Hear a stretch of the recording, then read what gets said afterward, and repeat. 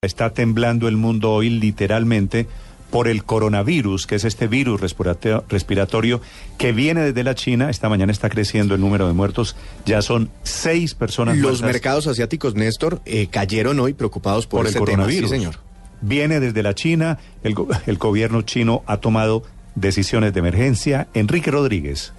Decisiones de emergencia que tienen que ver con evitar a toda costa la propagación de ese virus, porque hay un asunto social que afecta y mucho a la propagación de este virus, y son las vacaciones del Año Nuevo chino que están produciéndose estos días y que hacen que millones de personas se muevan a lo largo de todo el país. Preocupa también la extensión del virus fuera de las fronteras de China. Japón, Corea del Sur y Tailandia ya habían consignado los primeros casos de esta enfermedad en su territorio. Pues bien, la televisión australiana ABC ha informado de que hay una persona que ha viajado recientemente a China y que se encuentra en la ciudad australiana de Brisbane bajo observación por tener síntomas que podrían ser compatibles con los de esta enfermedad. En idénticas condiciones se encuentra una persona en Filipinas que también está siendo observada por las autoridades epidemiológicas de ese archipiélago. Ante la gravedad de esta situación, la Organización Mundial de la Salud ha convocado un comité de emergencia que mañana va a discutir en Ginebra la propagación de este virus. El grupo de la OMS se reunirá para decidir si clasifica este brote como una emergencia de salud pública de alcance internacional.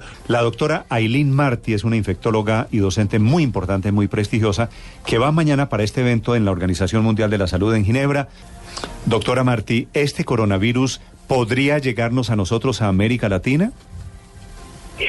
Hoy en día, con tanto viaje internacional constante que estamos viendo, el virus puede llegar a cualquier sitio en el planeta en poco tiempo, especialmente un virus que ya se ha notado que es bastante agresivo y contagioso entre persona y persona. ¿Hay una inyección, hay una pastilla, hay un tratamiento hoy para el coronavirus? Honestamente no. No hay. Pero lo que sí hay, no hay un tratamiento específico que funciona precisamente contra este virus, pero hay tratamientos generales que se pueden utilizar para ayudar el cuerpo de un ser humano que está atacado por este virus recuperarse sí mismo. Doctora Martí, hay un oyente que está viajando, me dice, va por Los Ángeles, vía Los Ángeles a China, hoy, en un vuelo desde Colombia que se produce a mediodía. ¿Esa gente que tiene pensado ir a Asia está en riesgo de verdad hoy? Bueno, por ahora la OMS le está diciendo que no se debe cambiar ni los transportes ni de equipo ni de personas a los diferentes países, porque no ha llegado a ese nivel todavía. A lo mejor vamos a ver después de las discusiones mañana que decidimos, pero lo que tiene que tener una persona yendo a un lugar donde existe el virus, donde se sabe se está transmitiendo, es tomar todos los medios posibles para reducir las posibilidades que ese viajante se encuentre con el virus, y eso es lavar las manos, a lo mejor ponerse una máscara si va a estar con mucha gente, en general sí. No tocar a las otras personas, no dar besos íntimos, y mientras que estén allá, cuando ya regresen, bueno, eso es diferente. Eso es gravísimo. ¿Pero qué hacer? ¿Se transmite con un beso el virus? No se sabe, ese es el problema, que este virus todavía no está identificado exactamente ni de cuál animal vino, ni exactamente cómo se transmite, pero como se está manifestando en una manera respiratoria, la sospecha es que lo más probable es que se está transmitiendo por líquidos humanos, por lo menos, y posiblemente por la tos y los estornudos de las personas. El señor embajador de la República Popular de China en Bogotá, embajador Lang Hu. En la actualidad, el gobierno chino ha tomado las medidas de prevención y control más estrictas y rigurosas de la historia, incluida la reducción del flujo de personas en todo el país y el cierre de la ciudad de Wuhan para cortar contundentemente la cadena de infección. Nadando contra la corriente, hay un colombiano que vive en Wuhan, que es la ciudad en donde nació el coronavirus. Le ha comunicado a su familia que él quiere quedarse allí, que él siente que no hay motivo de preocupación. El país está muy bien preparado en estos momentos, la epidemia está bajo control. No es como se dice que todo es un caos, no, está bajo control. Entonces, ahí voy que yo me siento muy seguro en el país, ya que la ciudad, al ser el epicentro del virus, ya tiene muy desarrollado lo que es el diagnóstico temprano, el tratamiento efectivo, y eso se está demostrando en las cifras que vemos a diario. La noticia del momento en Blue Radio. Atención, 2 casos de coronavirus por fuera de Bogotá, quiere decir se está extendiendo la epidemia. Señor Ministro de Salud, Fernando Ruiz. Estos 2 casos corresponden, el primero a un hombre de 34 años, sí, reside en Buga. Ministro, y el otro caso es de una mujer, Medellín, 50 años, que viene ¿de dónde? El 3 de marzo también de España. El temor a ir a los sitios públicos es un tema muy relevante.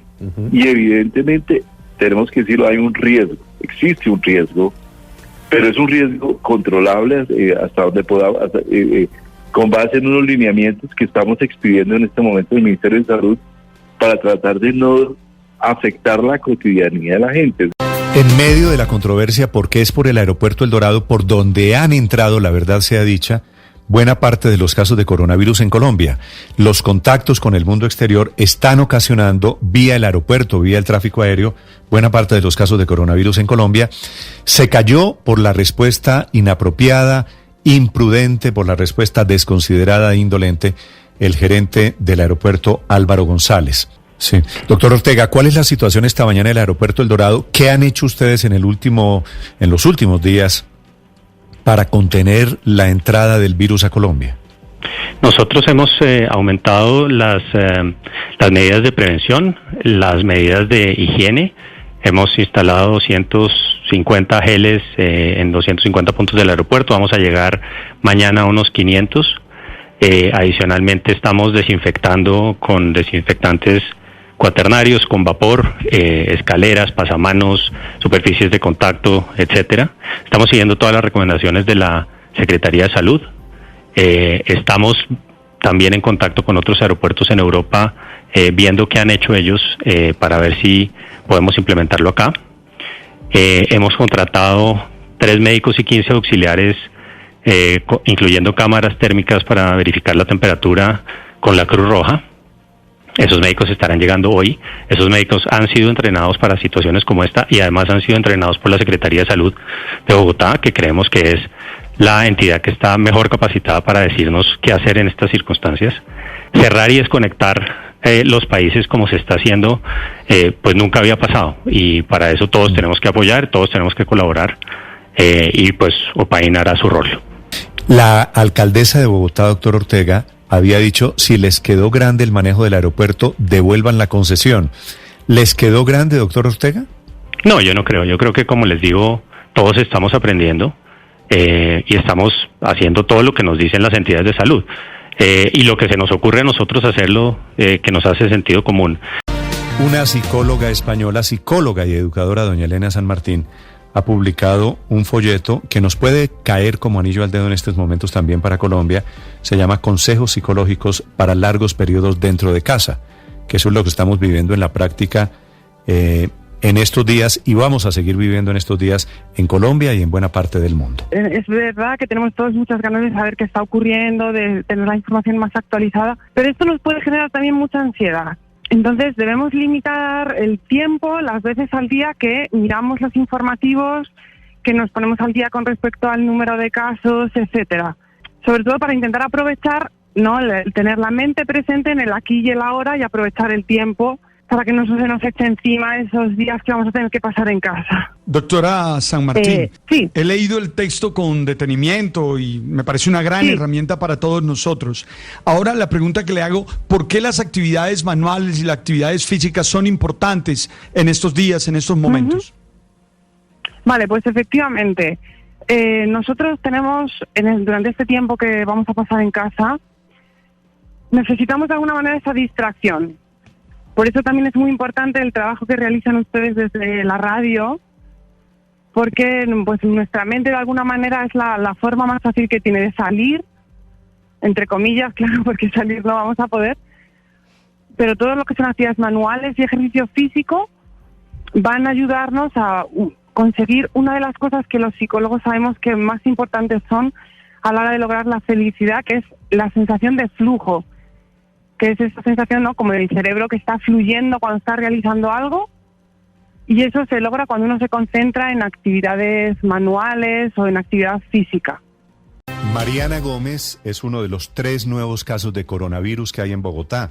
Néstor, ayer me llamaron de la Secretaría de Salud aproximadamente a las 2 de la tarde a confirmarme que la prueba me había dado positiva. Cuando yo llego el 27 de febrero, que acá, digamos, ya se hablaba, ya se estaba pues como intentando crear conciencia o algo sobre este tema, pues llego a España y les dije a mis familiares, acá esto es impresionante, o sea, el coronavirus no es con esta gente, acá la gente no tiene ni idea, acá no se toman medidas, tanto que llegué a pensar, dije, bueno, yo creo que los medios en Colombia están siendo un poco alarmistas, porque pues acá no está pasando nada. Cuando yo voy a Croacia y vuelvo, y ya veo que esto se empieza a volver este tema tan complicado, y que empiezan a cerrar los almacenes, y que empiezan a cerrar todo, pues dije, no, esto realmente no es jugando, y la verdad es que uno cree que a uno no le va a pasar. Yo me fui de turismo, y la verdad, las medidas allá eran cero, entonces estuve en centros comerciales, estuve en restaurantes, estuve en parques, estuve en catedrales, en donde de verdad la afluencia de público era gigantesca. Coincidí el fin de semana que era el partido del Real Madrid y el Barça, y de verdad que la gente no cabía, o sea, era impresionante la gente y medidas no había. Bienvenido, señor presidente Iván Duque. ¿Cuál es el siguiente paso de restricción, de prohibición en esta vida, digamos, para el movimiento social en Colombia? Pues Néstor, cada medida se va mirando en función de cómo la información nos va mostrando la evolución de los casos. Porque mire, hay personas que dicen, cierren todo ya y que todo el mundo se vaya para la casa y nos vemos en 3 meses. Esas son medidas absolutamente extremas y absurdas quizás. Porque si usted hace eso, paraliza por completo la actividad de toda una sociedad y termina usted también teniendo no solamente una pandemia de coronavirus, sino una pandemia de pánico y una pandemia de pobreza y una pandemia de otras enfermedades. Porque a mí, ¿qué me sorprende? Yo oigo personas que dicen, eso hay que encerrarse ya y salimos en un mes y no pasó nada. Eso todavía no está probado. Es que dicen que en Wuhan se hizo el cierre y no han crecido más casos. Muy bien, ¿qué va a pasar cuando liberen el cierre en Wuhan? ¿Va a haber rebrotes? ¿No va a haber rebrotes? ¿Qué va a pasar en Italia? Todavía no se sabe. En esta entrevista le he escuchado calificar de absurda la posibilidad de un confinamiento total de la población, como perdóneme, yo no Italia. Yo no he dicho eso. Yo no he dicho absurdo. Lo que he dicho absurdo fue personas que han promovido que por 3 meses se cierre la sociedad. Eso fue lo que yo dije, y lo dije textualmente. Yo he dicho que todas las medidas se analizan, pero yo sí le pido el favor que no ponga en boca mía cosas que no he dicho. Presidente, dijo usted que la posibilidad de clausurar la sociedad por 3 meses es absurdo, pero es una cosa que decidieron Francia, que decidieron Italia y España. ¿Por 3 meses? Es más o menos lo que están calculando, se lo digo desde acá. ¿La cerraron por 3 meses? Pero por meses? otro lado, presidente. No, es que yo creo que seamos claros en la manera de preguntar para yo contestarle con tranquilidad. Correcto. Si usted me dice a mí que se han hecho confinamientos, claro que se han hecho confinamientos. Y esas medidas son medidas que se analizan, lo dije. Y dije que son medidas que se analizan en la proporción y en la dimensión como se van presentando los temas. Si usted está diciendo que hay unos cierres de toda la sociedad por 3 meses, primero, eso no es lo que está ocurriendo en muchos países donde se han mantenido muchísimos servicios, donde se han mantenido protocolos de continuidad, y ese tipo de medidas, como he dicho, se analizan, pero un cierre indeterminado de una sociedad en el tiempo, yo no he escuchado al primer país que lo esté haciendo. Digamos, yo quedé un poquito sorprendido, la verdad, con las respuestas del presidente, básicamente por el ritmo de las decisiones, porque pues evidentemente aquí, a mi modo de ver, la clave es en qué tan rápido usted toma las decisiones, porque que hay que tomarlas, que el gobierno trace la línea primero que los demás es muy importante, porque, por ejemplo, en el caso del toque de queda, pues usted ha visto lo que ha pasado, Néstor, que es que los alcaldes y los gobernadores pues han tenido sus propias iniciativas. uno se pregunta si el gobierno se hubiese anticipado a esa decisión, a esos temas, y hubiera trazado una línea de cómo se deberían decretar los toques de queda, en qué casos, en qué, digamos, con qué excepciones, en fin, pues no estaríamos un poco en el caos de todas estas autoridades. Es que ante la preocupación de Héctor, Néstor, sobre el momento adecuado para tomar las decisiones, yo creo que el presidente fue enfático en sus respuestas, que él tiene que mirar el contexto general y la gran cantidad de medidas, porque en la medida en que uno va cerrando también, la economía va colapsando. Las cadenas de suministro a las ciudades se empiezan a estrechar. Entonces yo sí creo que las medidas se tienen que tomar, por supuesto, pero sin perder de vista que todo esto es un ecosistema en donde tienen que participar diferentes sectores, diferentes actores y diferentes consecuencias. Cerrar todo de la noche a la mañana es también introducir el colapso. Y yo creo que esta es la discusión realmente que se está dando en el mundo científico, sobre dos tipos de estrategia para enfrentar una pandemia como esta. Una estrategia la que se llama de aplanar la curva, que aquí se ha discutido mucho, que implica medidas fuertes, radicales, a fondo, profundas, rápidamente, con enormes implicaciones económicas, vale la pena reconocerlo, y otra medida que es la que pareciera que fuera el modelo británico, que es la que llaman inmunización del rebaño o inmunización de grupo, que consiste en que de alguna manera laissez-faire, dejar pasar el virus, y que la gente en la medida en que lo coge vaya creando una inmunidad frente a él y simplemente la atención termina reducido hacia aquellos grupos más vulnerables. A mí me parece que no queda claro realmente cuál es la estrategia que el gobierno está asumiendo, si la una o la otra. Comenzó a la medianoche ya el aislamiento obligatorio aquí en Bogotá. Sí, señor, a la medianoche, hace 4 horas empezó el aislamiento, el simulacro de aislamiento preventivo en toda la ciudad, en el departamento de Cundinamarca, y lo que han sumado los departamentos que se adhieren a esta medida son 14 millones de colombianos en Bogotá, en Cundinamarca, en Boyacá, en Meta y Santander, pero usted esté muy pendiente en cada una de sus regiones de los decretos que emitan sus alcaldes y sus gobernadores, porque otras ciudades y otros departamentos del país se han unido a esta medida, que ya no es solamente nocturna, es toque de queda, simulacro, cuarentena por la vida. En todos lados lo están llamando de manera diferente. Alcaldesa, ¿cómo va el simulacro de aislamiento obligatorio preventivo? ¿Cómo van estas ya casi 9 horas iniciales? Vamos bien. Digamos, en Transmilenio tenemos un reporte de menos del 85% de uso, de manera que la gente evidentemente sí se quedó en casa y solo está saliendo lo estrictamente indispensable. Anoche tuvimos la dificultad de que bajó como en un 60-65% la gente que sale en un puente, pero ha debido bajar 100. Digamos que esa fue un déficit. Mucha gente no entendió que esto no es país de paseo ni para piscinear. Todas las piscinas de Bogotá y Cundinamarca están cerradas. Todos los peajes que dependen de la gobernación de Cundinamarca están cerrados.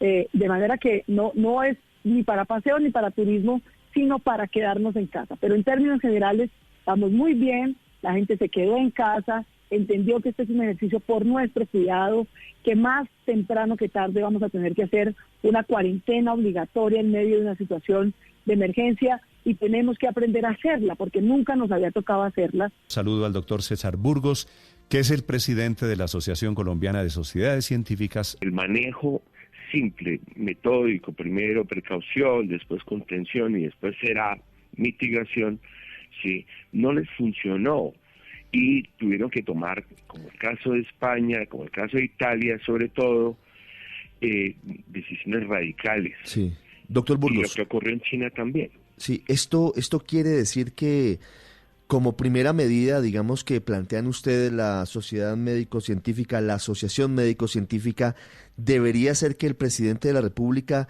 ordene una cuarentena total del país, no solamente el simulacro que hoy se adelanta en Bogotá, en Cundinamarca y en otros departamentos, sino que sea a nivel nacional y de manera obligatoria.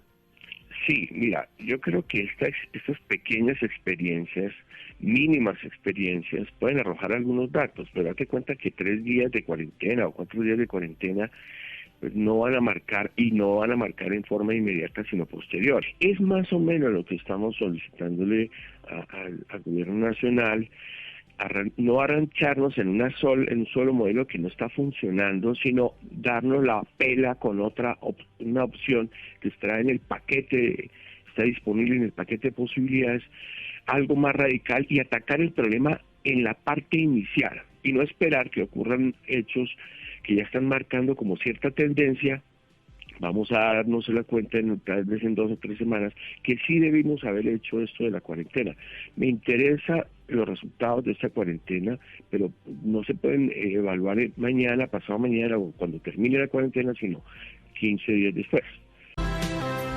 Entramos hoy en cuarentena, están comenzando 19 días que van a ser dificilísimos para acercar al virus, para que el virus no se expanda, para intentar que haya menos contagiados, para intentar que haya menos riesgos al sistema de salud en Colombia.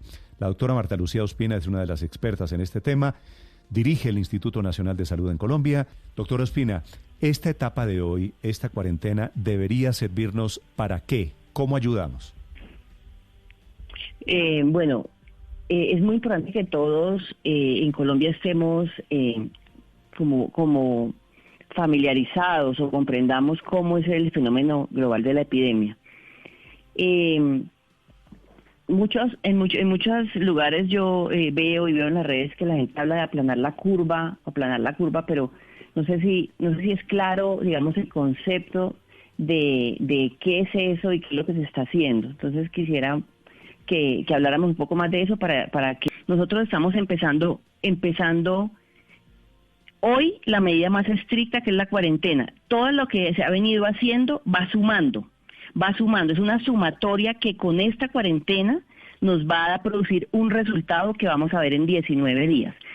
No existe un camino distinto, y si existiera seguramente se hubiera tomado, pero no existe un camino distinto a tener cuarentenas, y no una cuarentena, cuarentenas. Las cuarentenas, por un periodo de tiempo establecido, en un momento preciso, apuestan a que se disminuya la velocidad de transmisión y la velocidad de producción de los casos. Doctora Ospina, cuando usted dice cuarentenas, insiste en esa S al final, no cuarentena. Quiere decir, esta que estamos comenzando hoy en Colombia, ¿va a ser la primera de otras cuarentenas inevitables que vienen? Así es. ¿Lo ideal sería que fueran consecutivas o viene una cuarentena y descansamos unos días, la gente puede salir unos días y otra vez nos encerramos, o cómo funciona? Cuando uno es un país que es muy rico y tiene además una disciplina social distinta, digamos, la población tiene unas costumbres distintas, pues puede hacer como los alemanes, digamos, una cuarentena como tan larga como la que tienen. Entonces, eso tiene que ver no solamente con el modelo deseable de salud, sino con lo que la economía soporte y con lo que las costumbres de las personas sean capaces de tolerar. Es una mezcla de muchas cosas. Entonces, en un país como Colombia y en los países latinoamericanos, una cuarentena de 19 días, como esta que ha instaurado el presidente Duque, o 19, 20, digamos que 20, porque ya veníamos en algunas partes de una simulacro, entonces de 20 días, en el modelo se muestra que efectivamente esa cuarentena de 20 días puede ser posible con periodos entre las dos cuarentenas. El doctor Luis Enjuanes es una autoridad internacional, está trabajando la vacuna del COVID-19. ¿Usted tiene coronavirus? Pues sí, me dieron positivo, pero estoy totalmente asintomático, es decir, me encuentro muy bien y estoy trabajando con muchísimas ganas, pero desde casa, no puedo ir al laboratorio como medida de precaución. ¿Qué tan cerca estamos de la vacuna del coronavirus, doctor Enjuanes? Bueno, hay muchos laboratorios que lo están intentando. En este momento el más avanzado probablemente es una vacuna china que basa en utilizar un adenovirus humano para expresar una proteína viral.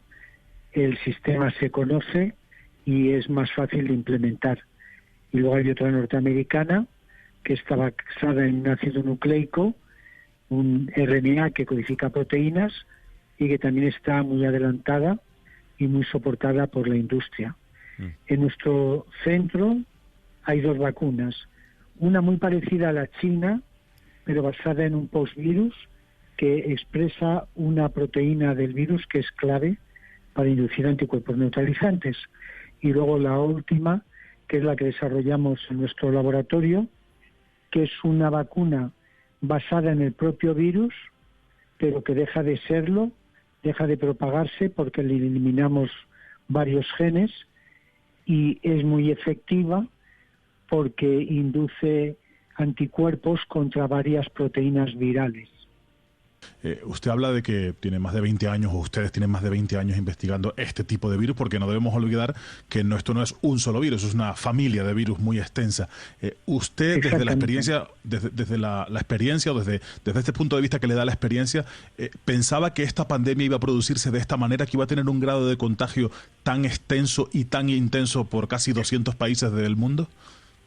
Pues francamente no, porque este virus tiene su propia personalidad. Lo que sucede es que hace dos cosas que son muy negativas para nosotros. Una es que puede infectar a las personas y tener un periodo de incubación durante el cual no causa efectos clínicos y el paciente no sabe que está infectado, que puede durar hasta 14 días. Entonces, las personas infectadas van por la calle, van a centros con gente y les transmiten el virus porque ellos no son conscientes de que están infectados. Y la otra parte negativa es al final, cuando detectan a un paciente enfermo que da positivo en los controles y luego ya finalmente da negativo, a veces a este paciente se le libera a la calle y sin embargo se ha demostrado que es capaz de diseminar el virus hasta 8 días después de que dio negativo en los ensayos. En el norte de Italia se sigue presentando una de las situaciones más difíciles del mundo entero, en la zona de Lombardía, en donde se produce uno de los focos del virus en Italia, que sigue siendo en Europa el país más afectado. Allí, en el corazón de la pandemia, está una médica colombiana luchando contra el coronavirus, prestando sus servicios médicos. Es la doctora Marcela Giraldo, que se encuentra en Turín. Nosotros hacemos la primera fase de la atención de los pacientes con coronavirus. Tratamos de contener el mayor número de casos en casa y evitar que vayan a los hospitales por las causas que ya sabemos, están absolutamente desbordados, no hay ventiladores, etcétera. Entonces nosotros lo que hacemos es, usamos mucha telemedicina para los casos leves y hacemos visitas a domicilio para los casos más graves. Nos ayudamos con enfermeras y llevamos como toda la atención a las casas, oxígeno, los medicamentos, etcétera. Así que ese es mi día a día. Usted que está dentro del corazón, dentro de la boca del lobo, ¿por qué en Italia, en el norte especialmente, están disparados los casos de contagios de coronavirus? Mire, lo que dicen que pasó fueron como 3 eventos que no ayudaron a contener el virus. Cuando todavía no sabíamos que estaba ya llegando acá a Italia, pasaron 3 cosas. Uno, hubo un partido de fútbol, ya se me escapan las palabras, un partido de fútbol muy importante de Atalanta, mi sembra con un grupo español. Yo para el fútbol soy pésima, pero creo que fue Atalanta-Valencia, ¿no? Exactamente, Atalanta-Valencia. Y ahí dicen que esa fue una de las bombas biológicas importantes que hubo, porque después de ese partido diferentes de esas personas salieron positivas específicamente en esa ciudad. Sucedió también la semana de la moda en Milán. Adicionalmente en Bérgamo se descarrió un tren y también hay una aglomeración de personas importante. Y por cada persona contagiada, asintomática, se contagian de 1 a 4 o más personas. Entonces, haga el cálculo, la multiplicación. Parece que esa es la causa, una de las causas que explica por qué en esa zona específicamente hubo todo este contagio tan importante. Tengo a 2 colombianos de los muchos que están recorriendo el mundo hoy, que están varados y que le están solicitando al gobierno alguna clase de atención. Claudia Cárdenas se encuentra en la India, en Nueva Delhi. El gobierno de la India, pues no, el gobierno de la India no nos ha ayudado y el gobierno de Colombia en la India tampoco. Entonces nosotros no vemos como, o sea, nuestra petición es como ayúdenos de alguna manera, ayúdenos estando aquí o ayúdenos trasladando hacia Colombia, porque es bastante fuerte el tema si nosotros nos tenemos que quedar acá hasta junio. Hemos encontrado el caso de otro colombiano que se encuentra en Cusco, en Perú, Daniel Bayrám. Sí, yo creo que la palabra que lo resume todo es una completa incertidumbre, porque aquí y en Colombia también la situación cambia diariamente, pero también hay que entender qué pasó en cada país. Aquí a nosotros nos dieron 24 horas para salir.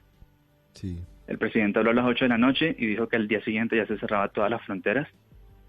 Apenas dijo eso, a los 10 minutos ya no había ni tiquetes aéreos ni terrestres para salir del Perú. Yo creo que no es tiempo en este momento de pensar en repatriar a estos colombianos. Es una situación durísima, pero entendamos que el costo de que lleguen más personas infectadas en este momento puede ser que nos tengamos que quedar 2 o 3 o 4 semanas más en cuarentena, que los negocios sigan cerrados. Entonces hay que repartir de alguna manera los costos entre todos los colombianos, y tal vez esa sea una opción en unas semanas cuando tengamos la situación interna controlada. Pero mientras tanto yo creo que habrá que hacer un sacrificio, y luego el gobierno colombiano tendrá que tener vuelos humanitarios de repatriación de los centros donde están concentrados estos colombianos, en Estados Unidos, en Perú, en países cercanos. Cuando estaban unos colombianos en Wuhan, todos hacíamos fuerza para que los trajeran y le pedíamos al gobierno que los trajera. Y ahora que no los traigan. Decimos que no los traigan. No, porque que no los traigan en un mes. Nos estamos dando en cuenta. Que no los traigan en una decisión que es abiertamente inconstitucional, ¿no? Colombia no le puede negar el ingreso a su país a ningún nacional colombiano. Si una persona está en la frontera, un colombiano, y pide su ingreso a su país, extrema, Colombia está... No, toda la extrema que usted quiera, pero es que las garantías constitucionales se aplican precisamente en esas situaciones extremas. En Colombia, en diferentes ciudades, Bogotá, por supuesto, aparecieron unos trapos rojos en las fachadas de casas. Esos trapos rojos son símbolo de que esas personas, una señal de hambre en el país. No sé si usted la ha visto, Felipe. Sí, un trapo hombre. rojo que ponen que ondeando sí, en las casas de cualquier zona de Bogotá. Sí, lo vi ayer en un informe precisamente en Soacha, y me conmovió mucho, Néstor, porque veo uno de los trapos rojos que es hablar sin hablar. Esto para mí es totalmente nuevo. Pero me conmovió mucho ver varios vecinos allí en Soacha específicamente, pasando por allá viendo el trapo rojo, yendo a sus casas a sacar una lenteja, un frijol, un arroz, golpeando y decirle, vecino, aquí tiene. Desde el barrio San Bernardo Centro, esto queda ubicado en el centro de Bogotá, en la localidad de Santa Fe, ya veo que varias viviendas tienen este trapo rojo, y las que no tienen trapo rojo tienen la camiseta de la Selección Colombia, la roja. Y yo vendo cordones de zapatos, yo soy vendedora de la calle, ambulante, vendo cordones de zapatos por la calle y no he podido salir porque a quién le voy a vender, todo está cerrado. Y yo requiero un mercado, yo requiero que me den una ayuda. Yo pago 12,000 pesos diario de arrendo. Y si yo no pago el arrendo, a mí me sacan para afuera porque yo pago diario. Hola, buenos días para todos. Mucho gusto, mi nombre es John Jairo Mejía. Soy una persona, como usted lo puede ver, en condición de discapacidad. Dependía de vender productos como curitas, incienso por la calle, por la ciudad de Bogotá, como lo ha podido ver muchos colombianos, y evidenciar, bajo la situación que he vivido, bajo el contacto con los seres humanos, no he podido hacer venta. El doctor Julián Fernández es uno de los investigadores más respetados en temas epidemiológicos en Colombia. Es miembro del Departamento de Salud Pública de la Universidad del Norte, doctor en epidemiología. ¿Por qué cambió la percepción científica de la Organización Mundial de la Salud alrededor del tapabocas, que nos habían dicho que no era obligatorio, que inclusive era inocuo o que podía ser perjudicial, y ahora amanecemos otra vez en modo tapabocas? Bueno, lo primero que hay que aclarar es que este es un virus del cual todos los días aprendemos cosas. Algunas personas en redes sociales como que han reprochado el hecho de que la decisión no se hubiera tomado antes. Sin embargo, hay que entender que tomarla a destiempo tendría, de hecho todavía tiene riesgos, en el sentido de que eso de que el mal uso incremente el riesgo no ha cambiado. O sea, en efecto, el mal uso puede llevar a incrementar el contacto con partículas virales. Entonces, lo que pasó en muy pocos días es algo que pasa en ciencia, y es que surge nueva evidencia. Y cuando surge nueva evidencia, pues los investigadores tienen que actualizar las recomendaciones.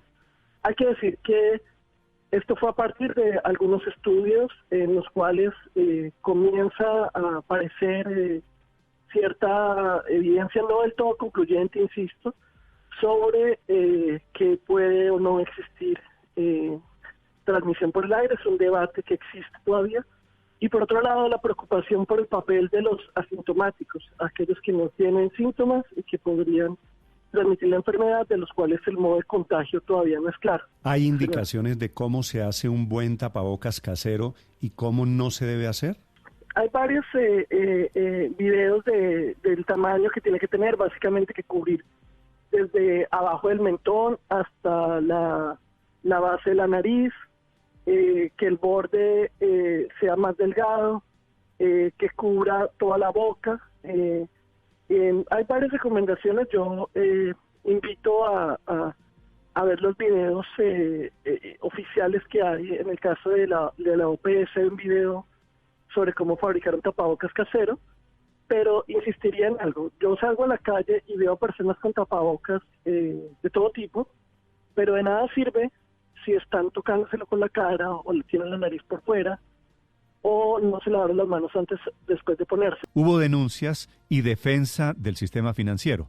Los bancos diciendo que es un mito, eso que no hay respuesta del sector financiero en esta época de crisis, y los parlamentarios de diferentes partidos acusando, presentando denuncias contra los bancos. Senador David Barguil. El Banco de la República el día 27 de marzo redujo la tasa de interés, que es la tasa con la cual el Banco Central le presta a las entidades financieras, a los bancos privados del país. Esa tasa quedó en el 3.75%. ¿Qué hicimos? Un ejercicio sencillo, Néstor. Revisamos las tasas de interés de los bancos de la semana del 24 de marzo y la comparamos con la tasa de interés de la semana del 6 al 10 de abril, teniendo en cuenta que el 27 fue la reducción de la tasa del Banco de la República. Nos encontramos una sorpresa que no la podíamos creer, Néstor. Varios bancos en el país, en vez de disminuir la tasa de interés, en vez de reducir y trasladar la disminución que el Banco Central les hizo a sus usuarios, a las empresas, a quienes ellos le prestan dinero, lo que sucedió en varias entidades es que por el contrario subió la tasa de interés. Le puedo poner ejemplos en distintas modalidades de crédito, pero en conclusión, los bancos más importantes del país terminaron subiendo la tasa. Aún antes de empezar a otorgar los créditos que vienen con garantías a través del Fondo Nacional de Garantías, nosotros ya habíamos refinanciado 124.5 billones de pesos, o sea, la cuarta parte de nuestra cartera comercial. Y eso lo hemos hecho con un esfuerzo de la banca, obviamente con el apoyo de liquidez del Banco de la República y con el apoyo obviamente del gobierno a través de la superintendencia, con unas medidas normativas que ayudaron muchísimo, pero pues estamos hablando de recursos que ya tenía la banca en este momento, y eso pues va a significar un costo altísimo porque pues se van a dejar de percibir ingresos por intereses y aportes de capital durante buena parte de del semestre de este año, incluso algunos meses del próximo semestre, y ese esfuerzo yo lo tengo que poner de presente todo el tiempo. No hay una banca en Latinoamérica que en menos de 30 días haya refinanciado por cuenta propia y sin acudir a garantías más del 25% de toda la cartera. Entonces uno sí esperaría que de alguna manera no solo se empiecen a colocar nuevos créditos que la gente, el sector empresarial, los individuos para consumo están necesitando, sino que las medidas tomadas por el Banco de la República de reducir encaje, reducir tasas de interés y por parte del gobierno de otorgar garantías se vean reflejadas no solo en mayor cantidad de créditos, sino también en una rebaja o por lo menos no un aumento de las tasas de interés. En la mayoría de los países del mundo no le han dicho a la gente vaya y pida créditos, sino que el Estado le ha otorgado subsidios a las empresas para que paguen los salarios y en fin, para que asuman la crisis. En este país, en cambio, le han dicho a la gente vaya, pida plata prestada, que allá se la van a prestar a buenos intereses y tranquilo, eso sí, todo bien. No, es que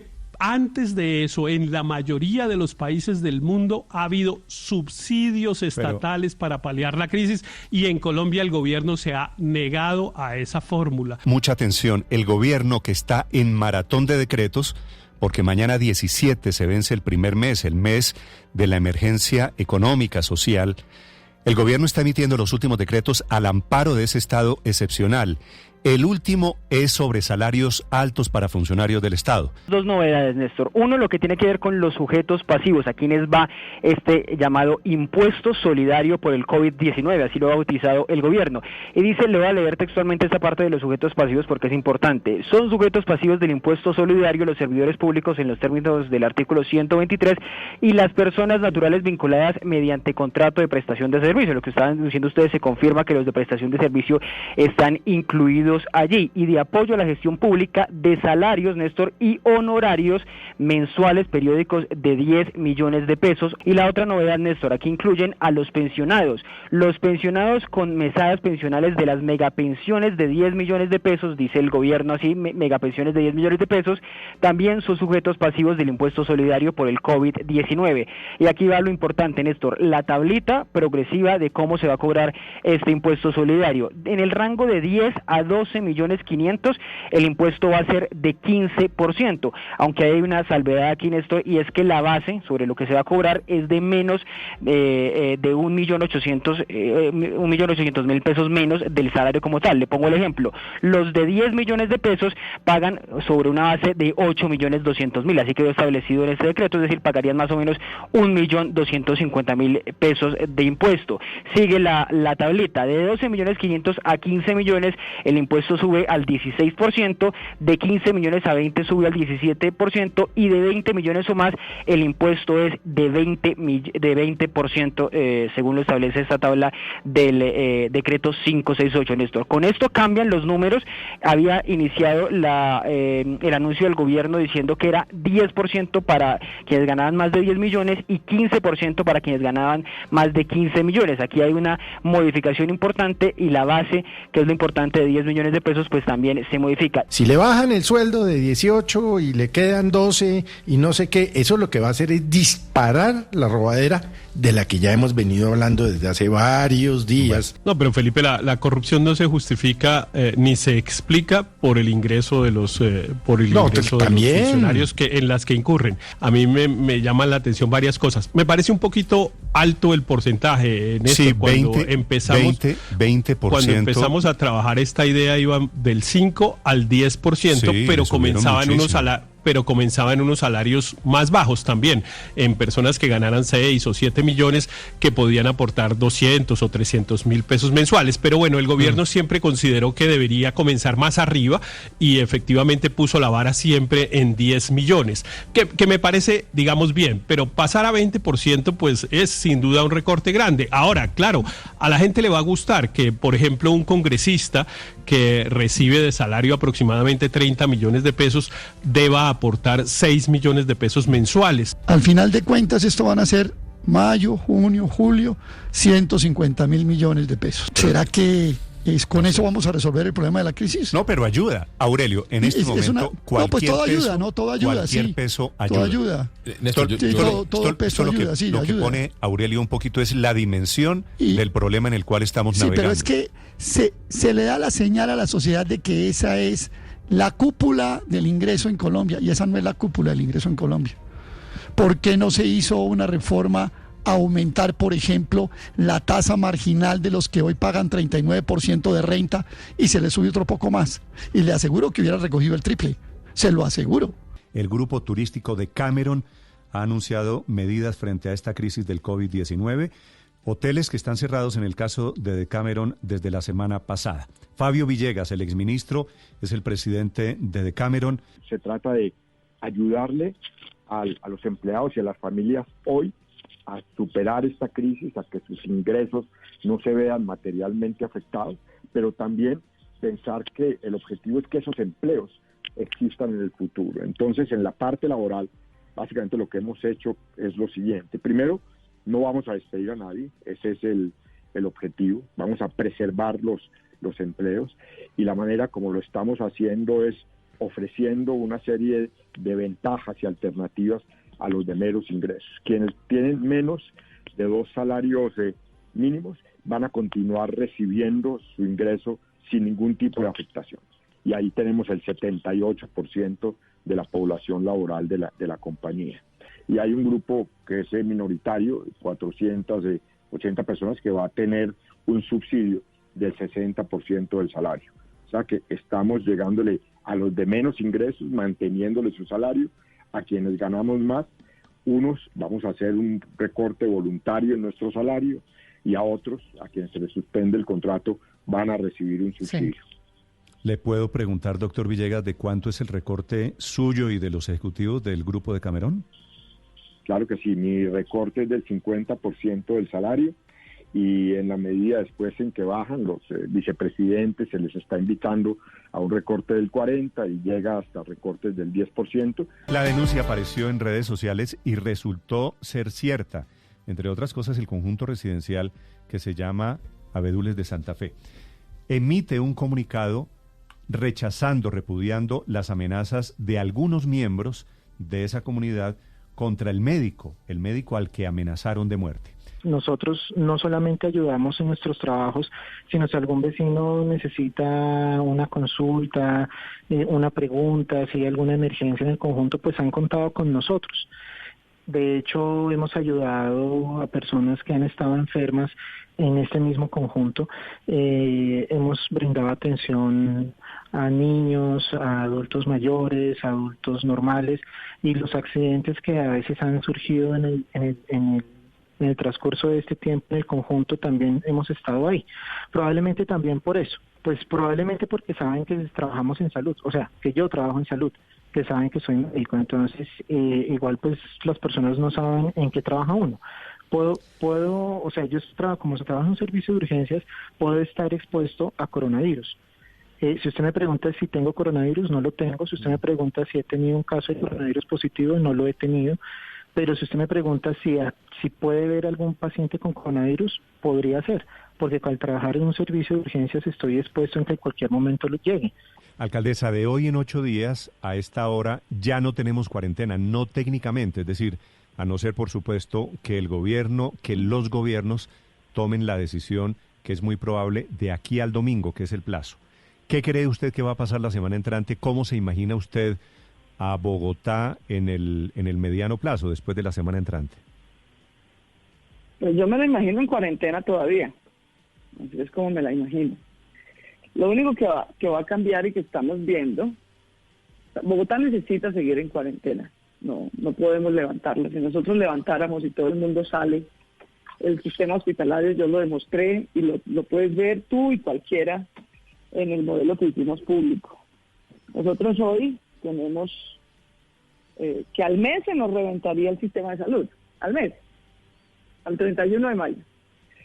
Entonces nosotros no podemos levantar, Néstor, no podemos levantar, y yo le expliqué al presidente en detalle, fue al primero que le mostré el modelo, le expliqué por qué Transmilenio no puede operar por encima del 35%, por qué tenemos que tener un límite, además en cualquier tiempo en cuarentena y más fuera de ella en algún momento, de máximo el 70% de las UCIs ocupadas. En fin, o sea, nosotros no tenemos condiciones para decirle a la gente el 27 de abril, mire, ¿sabe qué? Tranquilo, vaya pues que esto ya pasó. No ha pasado y esto va a durar un año. Alcaldesa, uno de los puntos claves será el transporte no solo el municipal, sino el intermunicipal. ¿Usted cree que la semana entrante, qué ha hablado con el gobierno, le pregunto, sobre la terminal de transporte de Bogotá, sobre la conexión entre municipios de Cundinamarca y Bogotá, por ejemplo? No, pues yo hablé por un lado con la ministra de Transporte, pero por otro lado con el gobernador de Cundinamarca, y él ya lo anunció, y estamos coordinados en eso. No solo que el 1 de mayo no es puente, no, el resto del año, queridos, no hay puente de paseo. No hay, ningún puente de paseo. En eso Bogotá tiene que ser muy responsable. Nosotros no podemos andar saliendo de paseo ni en puente ni por fuera de puente a ningún lugar de Cundinamarca ni de Colombia. Bogotá es la ciudad que tiene más alto contagio. Arrancamos a pasear por el país y le hacemos un daño al país. Entonces no se puede. Alcaldesa, si eso es, si usted dice no más puentes este año, ¿qué sentido tendría mantener esa restricción, pero abrir el aeropuerto El Dorado para vuelos nacionales, que es lo que ha sugerido con algunas condiciones el presidente Duque? Pero, mire, Néstor, te lo voy a decir en estos términos. Sobre mi cuerpo muerto me vuelven a reabrir ese aeropuerto el 27 de abril. De ninguna manera. Eso sí que sería una irresponsabilidad. ¿Ni para vuelos nacionales ni internacionales? Nada, mi hermano, nada. ¿Usted sabe por qué nosotros estamos como estamos? Por el aeropuerto. ¿Por qué Bogotá es la ciudad que tiene más alto contagio? Por el aeropuerto, mi hermano. Le voy a dar la cifra y es pública, está en nuestra página de Coronavirus Bogotá. Entre enero y marzo entró 500,000 de personas. 500,000 de personas que venían del extranjero a Colombia. Solo en marzo, cuando ya teníamos contagios, cuando ya había muerte masiva en España y en Italia. Solo en marzo entraron 66,000 personas del exterior de los 8 países más contagiados, sin ningún control en ese bendito aeropuerto. Los reparos que puso la alcaldesa de Bogotá, Claudia López, para esas reactivaciones. Por un lado, las reactivaciones que tienen que ver con la construcción y la manufactura, esto específicamente por la congestión que tendría en los viajes de Transmilenio. Recuerda usted la advertencia que ha hecho ella, pero también el presidente Iván Duque, la ministra de Transporte, de que el sistema de transporte masivo no será masivo y que no podrá sobrepasar el 35% de la capacidad. Y ante eso también han venido creciendo algunas voces de algunos alcaldes en municipios y en departamentos del país, advirtiendo que ellos preferirían no suavizar, no flexibilizar los controles que hay en sus municipios, a pesar de que allí no haya coronavirus. Recuerda usted, Eduardo, que otra de las disposiciones en las que ha pensado el gobierno es flexibilizar, levantar algunas de estas restricciones en municipios donde no estén los casos confirmados, que son casi 900 municipios del país. ¿Por qué Medellín sí está pudiendo esta mañana, inclusive con Fabricato y con Coltejer, las grandes industrias, y por qué Bogotá no arranca hoy sino dentro de 2 semanas? El argumento de la alcaldesa es que apenas anoche el gobierno muy tarde estaba expidiendo resoluciones. Anoche a las 9 de la noche todavía estaban expidiendo documentos desde la Casa de Medellín. Y entonces, ¿por qué Medellín sí pudo? ¿Y por qué está abriendo hoy Fabricato y en Bogotá dentro de 15 días? Medellín está tomando decisiones entonces sin todos los elementos, porque apenas anoche muy tarde el Ministerio de Comercio expidió las resoluciones. O se los mandaron al alcalde de Medellín y al de Barranquilla y no a Bogotá. Porque los avisos han sido iguales para todos los alcaldes. Pero mira las resoluciones, Daniel. Las resoluciones las expidieron ayer, una apenas la expidieron ayer a las 5 de la tarde y la otra a las 8 de la noche. ¿Qué tienen las resoluciones que sean nuevas, Ricardo, para que las empresas se alisten? Ya habíamos dicho que tienen que estar preparadas para el transporte de sus empleados, que tiene que manejar el tema de los protocolos de bioseguridad, el cambio de ropas, gel antibacterial, lavamanos. Sí, Néstor, yo sí creo que Bogotá ha sido mucho más cuidadoso. Yo no llamaría eso retraso ni retardo, llamaría cuidado, especial cuidado, y eso está bien. Mire que, por ejemplo, ahora que usted estaba hablando con el gerente de Transmilenio, y esto es sabido, por lo que hoy sucede en Transmilenio, estoy hablando de todo el sistema en general, de todo el sistema integrado, puede no suceder mañana puede ser más o puede ser menos. Es que los modelos de transporte son modelos estocásticos, son modelos estadísticos, si quiere decir de alguna manera, que se rigen bajo variables probabilísticas. Los que hoy van a las 10 mañana pueden no ir. Entonces, aquí el asunto es un asunto mucho más complejo de manejar que decir 35%. Este es un cuento que usted me ha oído hace rato. Yo creo que esa es una variable bastante difícil de manejar en estos casos, y etcétera. Entonces Bogotá tiene que manejar esto con cuidado. Pero Aurelio, pero es que el cuidado no quita eficiencia, es que desde hace 2 semanas se sabía, o un poco menos, que se quería que entraran las empresas a funcionar.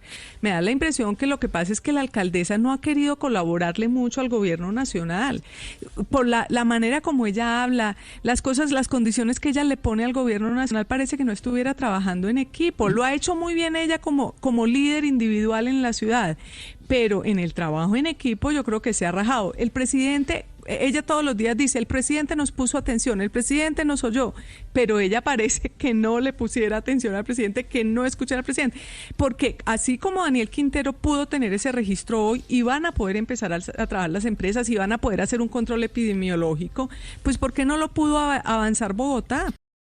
La doctora María Cristina Navas, que es la presidenta de la Asociación de Virología en Colombia. Buenos días, Néstor, ¿cómo está? Doctora Navas, ¿qué tan grave es esta noticia del coronavirus en Corabastos para efectos de alimentos, de higiene en esos alimentos que consumimos? Pues es importante tener en cuenta que todos los alimentos que comemos crudos tenemos la posibilidad de de infectarnos no solamente con coronavirus, sino con otros virus, por ejemplo, que son de transmisión fecal-oral, ¿no? El tratamiento que se le puede hacer a todos esos alimentos, por ejemplo, la lechuga que se come cruda, esa dilución de hipoclorito de sodio, una dilución 1 en 100 o 1 en 50, depende del porcentaje de concentración del hipoclorito, se deja 5 minutos y luego entonces se tiene que enjuagar con agua nada más, precisamente porque una cosa es el tratamiento que se hace, pero luego retirar cualquier rastro pues de hipoclorito que hay. La situación que se presenta ahora en Corabastos pues es importante tener en cuenta porque obviamente en el último comunicado de la asociación le sugerimos que las personas que trabajan en la acopio de alimentos es una de las poblaciones blanco en las cuales se debería estar haciendo tamizaje de pruebas para coronavirus, porque obviamente pueden haber personas asintomáticas haciendo venta o también llegando pues a comprar, como también personas que pueden estar sintomáticas y están exponiendo los que llegan a Corabastos a comprar o a vender, así como también pueden contaminarse los alimentos de alguna manera con las secreciones, con la saliva, cuando se están pues manipulando los alimentos. Sí. Doctora Navas, perdóneme, ¿cuánto tiempo puede sobrevivir el COVID-19, el coronavirus, en una superficie como la cáscara de frutas o verduras?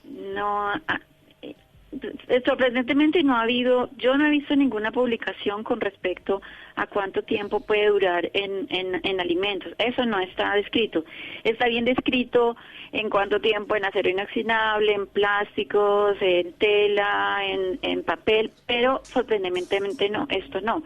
Hay que decir una cosa importante y es que el receptor que usa el virus para infectar las células en el pulmón también es expresado en el intestino y ya se ha demostrado que el virus se puede excretar por materia fecal.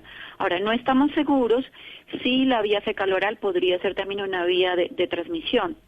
También se ha demostrado, por ejemplo, en Australia hice un estudio y demostraban la presencia del genoma del virus en aguas residuales. No se ha demostrado pues la capacidad infecciosa de esas partículas, el artículo no incluye eso, sí. Pero eso también podría ser una posibilidad de contaminación de los alimentos. Con esta noticia que usted está escuchando de personas con coronavirus en Corabastos, ¿usted va a hacer mercado a su supermercado, a su tienda, tranquila hoy? Pues no debería estar tranquila porque existe la posibilidad. ¿Qué hace? Dígame usted qué va a hacer en su casa hoy para el almuerzo. No quiero decir el menú, sino cómo trata los alimentos. Siempre que se llega del mercado se ponen, se dejan en una mesa aparte, se hace la limpieza de todos los productos que vengan del mercado. Por ejemplo, los que vienen en empaque, se hace limpieza de esos y luego las frutas y las verduras se ponen o en esa solución de agua con vinagre o agua con hipoclorito, luego se enjuagan, se secan y ya así se guardan. Por ejemplo, en Tetra Pak también, todo eso hay que limpiarlo y por eso dejarlo ojalá unas horas antes de empezar a utilizar todo eso, dejarlo aparte, limpiarlo. Quedé un poquito paranoico después de escucharla a usted. ¿Por qué? No, porque... Lo siento. Porque, no, está bien porque hay que redoblar todas las medidas, inclusive con alimentos. Pero es que por eso le decía, el tratamiento de la lechuga o de los alimentos que comemos crudos, uno de sus panelistas, uno de sus periodistas le estaba mencionando, en realidad no es una cosa solamente porque esté el coronavirus. Es porque se riegan, por ejemplo, los sistemas de riego a veces en algunos cultivos. No me vuelvo a comer una manzana en el supermercado. No, es que estaba viendo un Twitter que me parece muy interesante. ¿Qué vamos a aprender de todo eso? Pues muchas cosas estamos aprendiendo en esta contingencia. El lavado de manos es fundamental, pero un lavado de manos correcto, pues exhaustivo. Y segundo, no comer cosas en la calle. Tercero, no comer, por ejemplo, sacar una manzana en el supermercado, no, hay que lavarla primero, porque no solamente es el coronavirus, son otros virus y otros microorganismos que podemos adquirir a través entonces de si los alimentos no han sido tratados correctamente.